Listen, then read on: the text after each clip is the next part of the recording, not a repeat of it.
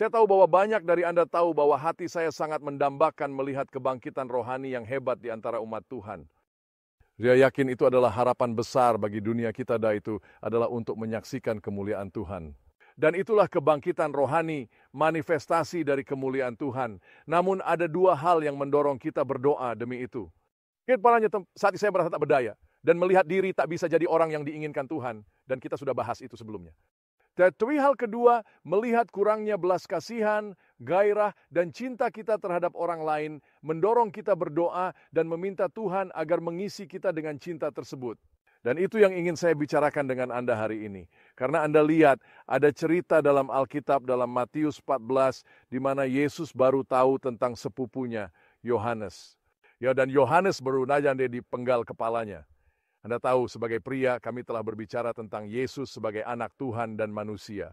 Tetapi sebagai seorang pria, apa yang pasti dilakukan kepada Yesus? Hatinya pasti hancur. Alkitab mengatakan Yesus mundur ke tempat sepi, di sana dia mencari rupa Tuhan.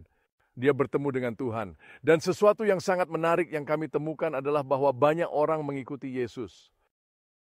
Sekarang ketika banyak orang mengikuti Yesus, murid tidak akan berkata, "Hei, singkirkan mereka." Yesus berkata, "Tidak."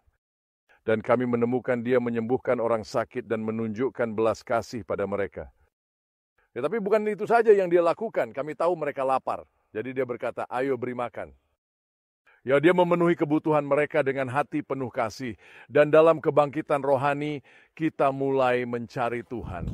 Kami mulai berkata, "Ya Tuhan, isi hatiku dengan cintamu." Saat kita mencintai seperti Kristus, kita ditarik ke tempat sepi. Kita akan pergi ke tempat itu, di mana kita bisa bertemu dengan Tuhan secara pribadi. Setelah itu, kita akan melihat kebutuhan orang lain, mengulurkan tangan, melayani mereka, dan menyaksikan Tuhan membawa kesembuhan, serta melakukan pekerjaan besar di antara mereka. Kita akan mencintai mereka dengan kasih Kristus. Lihat, kita tidak hanya memerlukan kekuatan untuk hidup bagi Kristus. Kita juga membutuhkan kasih Tuhan untuk memenuhi jiwa kita. Ketika itu terjadi adalah awal kebangkitan rohani.